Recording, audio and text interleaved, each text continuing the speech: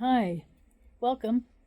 It's time for a candidate reading of a children's book or a reading for children, and I am that candidate. My name is Susan Maude Buchser-Lochocki.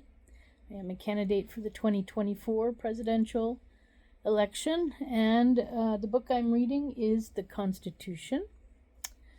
And we are moving along. We're talking about what the president can and cannot do now, or this first part is about how the voting goes with the Electoral College.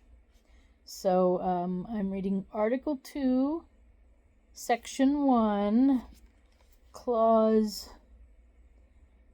4 and 5. And let's see, maybe I do 6 too, but let's start with 4 and 5. So welcome. The Congress may determine the time of choosing the electors, and the day on which they shall give their votes, which day shall be the same throughout the United States. No person except a natural-born citizen or a citizen of the United States at the time of the adoption of the Constitution shall be eligible to the office of President. Neither shall any person be eligible to that office who shall not have attained to the age of 35 and been 14 years a resident within the United States. Okay. That was Clause 4. Clause 5. Or I'm not sure if this is Clause 5 or if it's just part of Clause 4, but let me read this. In the case of the removal of the President from office, or of his death, resignation, or inability to discharge the powers and duties of the said office, the same shall devolve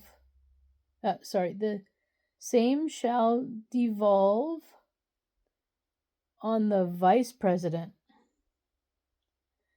and the Congress may, by law, provide for the case of removal, death, resignation, or inability, both of the President and Vice President, declaring what officer shall then act as President, and such officer shall act accordingly until the disability be removed or a president shall be elected. So there we go. The president, so now I think that was like in strange parentheses type things. So I don't know if that's part of Clause 4 or if it's a separate Clause 5. But now I'm definitely onto a new clause. So, the President shall, at the stated times, receive for his services a compensation, which shall neither be increased nor diminished during the period for which he shall have been elected, and he shall not receive within that period any other emolument from the United States or any of them.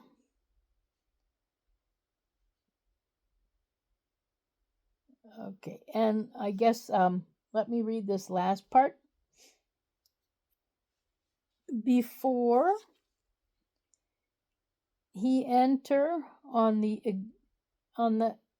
execution of his office, he shall take the following oath or affirmation. I do solemnly swear or affirm that I will faithfully execute the office of President of the United States and will, to the best of my ability, preserve, protect, and defend the Constitution of the United States. And that finishes Section 1 of Article 2. So that is all the President has to say.